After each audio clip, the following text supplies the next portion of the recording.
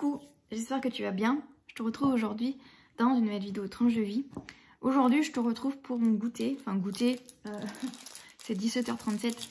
J'ai pas arrêté aujourd'hui, donc je me pose que maintenant. Je vais enlever d'abord mes madeleines de leur emballage plastique parce que ça fait beaucoup de bruit et je reviens juste après. Je te retrouve du coup avec mon petit thé et mes petites madeleines. Donc celui-ci, c'est le thé mûre-myrtille de chez Lipton, c'est mon thé préféré. C'est un thé noir, donc autant dire qu'après avoir bu mon thé, je vais vite aller me brosser les dents pour éviter d'avoir des taches sur les dents. Bref. Aujourd'hui, du coup, je regarde sur ma gauche parce qu'en fait, j'ai le chat de mes parents qui me regarde parce qu'il veut du pâté, alors qu'il en a déjà eu. Bref, comme il est malade, en fait, il ne mange que du pâté maintenant parce qu'il ne peut rien manger d'autre.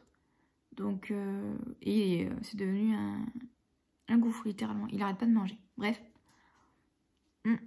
Aujourd'hui, du coup, elles sont bonnes. Aujourd'hui, j'avais un petit peu envie de te parler de quelque chose qui m'est arrivé il y a quelques jours, qui m'a un peu laissé sans voix, si j'ose dire ça. Alors du coup, je vais t'expliquer un petit peu ce qui s'est passé pour te remettre un petit peu dans le contexte. Donc il faut savoir que j'ai une copine, on va dire, d'Instagram, on va dire ça comme ça. Je vais pas trop rentrer dans les détails par rapport à ça, mais bon bref, qui a posté une story d'elle à la salle de sport. Jusque là, rien d'anormal. Et du coup, on la voit en train un petit peu de faire du sport. Et du coup, quand j'ai vu sa story, je lui ai envoyé un message sur la story pour lui dire que j'étais trop contente pour elle, que c'est trop chouette et tout, qu'elle puisse reprendre le sport. Et que moi, en fait, je sens que j'ai besoin de reprendre le sport. Mais clairement, j'ai pas le temps. Voilà. Je m'en sors pas. Quand j'ai les 2 enfants, c'est impossible. Et même que quand j'en ai un, à savoir que ma fille, c'est très compliqué. Parce que quand je commence à faire mon sport et tout, elle vient me déranger. Le chien, c'est pareil. Le chat, c'est pareil. Donc en fait, je suis pas focus sur ma séance et du coup, je suis encore plus frustrée. Bref, je suis pas rentrée dans les détails avec elle, mais c'est juste que voilà, je lui ai juste dit qu'en fait, moi, je sentais que j'avais ce besoin-là de reprendre le sport. Mais pour l'instant, c'est pas possible en fait. Donc voilà, j'attends d'avoir plus de temps, voilà, pour pouvoir faire mon sport. Donc de là, je vois qu'elle like mon commentaire, donc bon, ok. J'attendais pas une réponse en fait. Je voulais juste lui partager un petit peu ma réflexion et lui dire que j'étais contente pour elle. Bref. Et le lendemain, parce que du coup, en général, elle fait quand même des stories assez longues, donc du coup, j'aime bien me poser tranquillement pour regarder ses stories. Et le lendemain, du coup, j'arrive à avoir un petit peu de temps, donc du coup, je décide du coup de regarder sa story.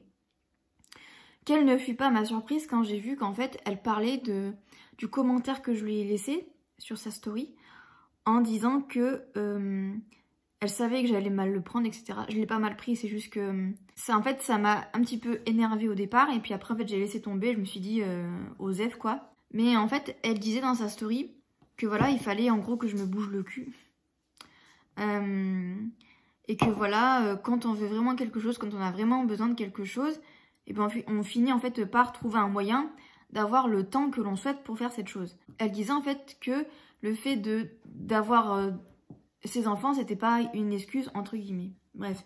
Donc en gros, elle disait qu'il fallait que je me bouge le cul. C'est un message, on va dire, global. C'était pas forcément visé que par rapport à moi. Mais elle m'a quand même bien, on va dire, entre guillemets, elle a bien repris mon commentaire, celui que je lui avais mis, en disant que voilà, il fallait pas que je le prenne mal, mais il fallait que je me bouge le cul. Donc voilà, moi, comme je te disais, quand j'ai entendu sa story, ça m'a un peu énervée. Parce que à la base, c'est une femme quand même qui est très bienveillante dans ses propos, qui fait attention à ce qu'elle dit.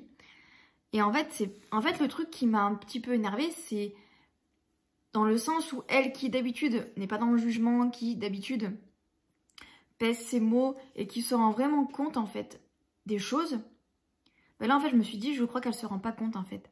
Bon, ok, elle a quand même, il me semble qu'elle a 5 enfants, donc voilà, quand même. Mais voilà, elle a un mari, elle a l'air en tout cas d'avoir un entourage, et c'est super pour elle, il n'y a pas de souci. Mais en fait, elle a de la chance de pouvoir avoir ce temps-là, en fait, de pouvoir faire des activités qu'elle aime, etc. Moi, ce temps-là, je ne l'ai pas. Ou alors, je l'ai un week-end sur 2. Et très clairement, quand j'ai pas mes enfants, eh ben voilà, je bosse sur mon compte Instagram, je bosse sur ma chaîne YouTube, etc. Je préfilme des vidéos, etc. Mon week-end, clairement, je le vois pas passer. Je pourrais effectivement me caler une séance de sport. Ça me fait penser d'ailleurs que j'ai pas fait ce que je voulais faire aujourd'hui. Bref, c'est pas grave. Mais en fait, le truc, c'est que moi, j'ai besoin d'une régularité. Et la régularité, ça serait 3 fois par semaine. Et clairement, en fait, je me vois pas faire une séance de sport un week-end sur 2. Ça m'irait pas, en fait. Ça me frustrerait encore plus. Et là où je voulais te partager un petit peu ma réflexion par rapport à ça, c'est le fait que les gens jugent très facilement. C'est aussi le fait que c'est pas parce que on ressent le besoin de quelque chose, c'est pas parce que on a, entre guillemets, l'envie de faire quelque chose qu'on va réussir à trouver du temps pour le faire. Les gens qui se permettent ce genre de critiques, qui se permettent de dire c'est parce que t'as pas envie, c'est parce que t'as la flemme, mets-toi un coup de pied aux fesses, ou mais ça c'est parce que t'en as pas vraiment envie, parce que si t'en as vraiment envie, tu le ferais. Je suis désolée, ça marche pas comme ça. Comme je te l'ai expliqué, et comme tu le sais si tu suis la chaîne assidûment, tu sais que voilà, mon fils va à l'école quand il est pas malade, parce que là, actuellement au moment où je fais cette vidéo, on est en pleine vacances scolaires, mais en fait les 2 dernières semaines, avant les vacances, mon fils a été malade. Donc pendant les 2 dernières semaines, il n'est pas allé à l'école. Il a eu une gastro, le pauvre, ça l'a couché, genre il n'avait jamais été autant malade.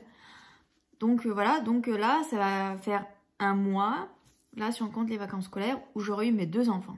Voilà. Donc autant te dire que du temps pour faire du sport, c'est pas possible.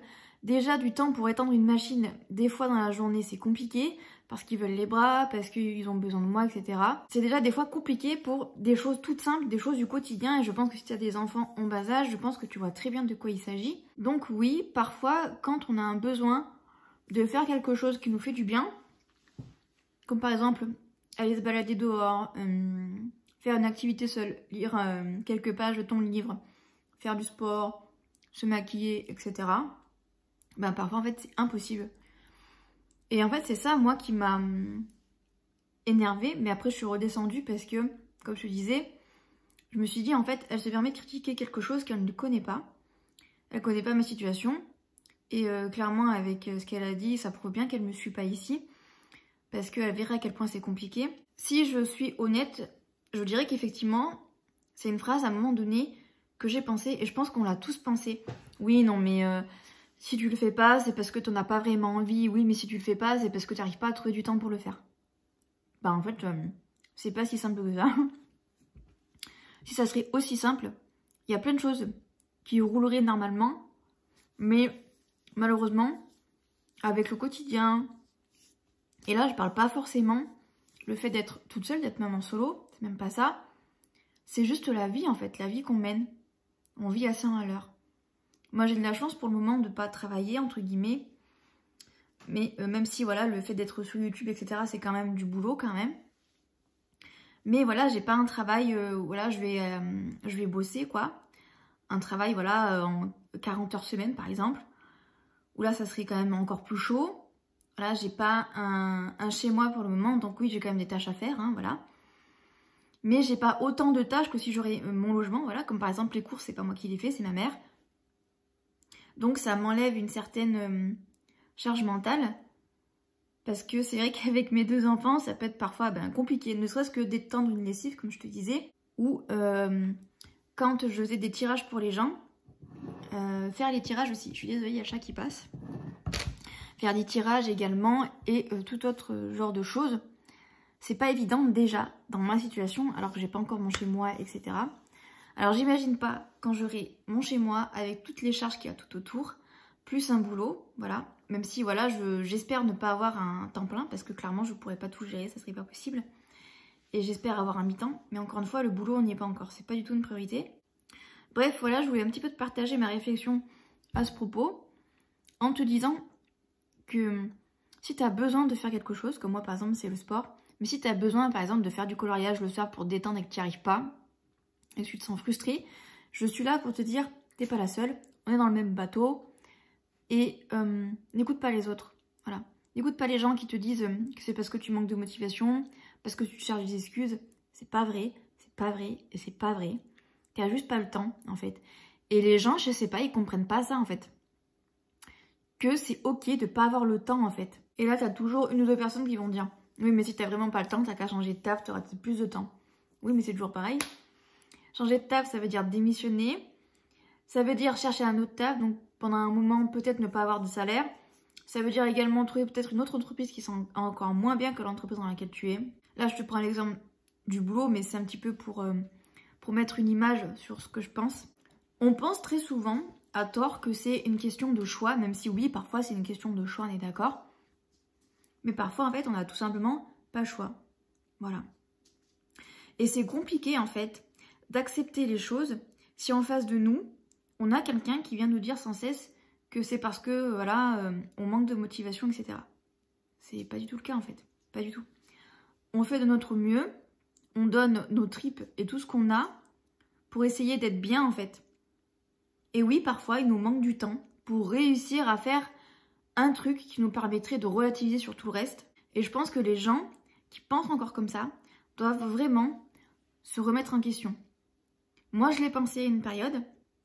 Maintenant, je le pense clairement plus parce que vu ma situation MDR, quoi, je pense que c'est important, en fait, d'un côté, j'ai envie de dire, de regarder son nombril, mais de l'autre aussi, de respecter les autres. C'est-à-dire que on peut très bien être focus sur notre vie à nous, mais aussi se rendre compte que chaque situation est différente, chaque situation a des réponses à des problématiques différentes. C'est pas parce que on vit la même chose qu'une autre personne qu'on va ressentir les mêmes choses. Je vais te donner un exemple d'autre chose pour vraiment bien illustrer la situation. Admettons, tu rencontres ta voisine et tu te rends compte que vous avez eu une situation commune, à savoir que votre conjoint vous a quitté, toutes les deux, imaginons. Et en fait, on a vécu la même chose. Voilà, la voisine s'est fait larguer, toi tu t'es fait larguer, vous avez vécu la même chose. Mais les deux situations sont différentes. Déjà, comment est-ce que le mec a largué? Déjà, première chose. Au bout de combien de temps de relation ça a été fait? Est-ce qu'il y a des enfants? Est-ce qu'il y a un mariage, etc. Donc déjà, juste par rapport à ça, c'est différent.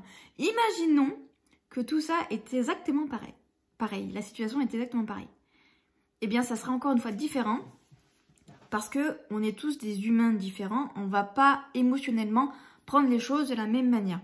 Peut-être que la voisine, elle va beaucoup plus relativiser et elle va beaucoup plus facilement passer à autre chose. Ce qui n'est peut-être pas ton cas à toi, où peut-être que pendant X mois, tu vas te poser tout un tas de questions, tu vas te demander qu'est-ce que tu as raté dans cette relation, etc. Tout ça, c'est pour dire que on a beau avoir la même situation que la voisine, on n'encaisse pas tous les choses de la même manière. Très souvent, on dit que les mots, c'est comme des balles en fait d'un fusil. Et d'ailleurs, on aime bien prendre comme exemple une feuille. Voilà. Par exemple, on va mal parler à quelqu'un, on va le traiter par exemple d'idiot, par exemple. Donc la personne qui reçoit, on va dire, cette insulte, froisse la feuille. Même si l'autre en face s'excuse, on aura beau déplier cette feuille qui a été froissée, la feuille, elle ne redeviendra plus jamais blanche et lisse comme elle l'était. Elle reste toujours froissée. C'est un peu la même chose. Les gens, quand vous parlez à quelqu'un, vraiment faites attention à ce que vous dites. Surtout si c'est quelqu'un que vous aimez, qui compte pour vous. Faites vraiment attention en fait à ce que vous dites. Vraiment. Parce que ça peut vraiment blesser, ça peut vraiment faire mal. Ça prouve une chose en fait, c'est que il y a des personnes qui manquent clairement d'empathie. L'empathie, normalement, c'est la base de tous les êtres humains. Et clairement, il y a énormément de personnes qui manquent d'empathie. Et c'est triste. Parce que si on était tous dotés d'empathie, on se rendrait compte, en fait, que ce genre de phrase-là, on les dirait pas, tout simplement. Et voilà, c'est la fin de ce numéro de tranche de vie. J'espère que cette petite réflexion t'aura plu. J'espère qu'elle t'aura aidé. Et t'aura permis de t'apporter une petite réflexion sur ce sujet-là. Comme d'habitude, les vidéos tranches de vie ne sont pas préparées, donc aussi bien je pars un peu dans tous les sens, mais j'espère que tu auras compris le fond de ma pensée, voilà. Et jusqu'à jeudi 18 h sur la chaîne pour une nouvelle vidéo. À 18 h, je te souhaite une excellente semaine. Bye bye.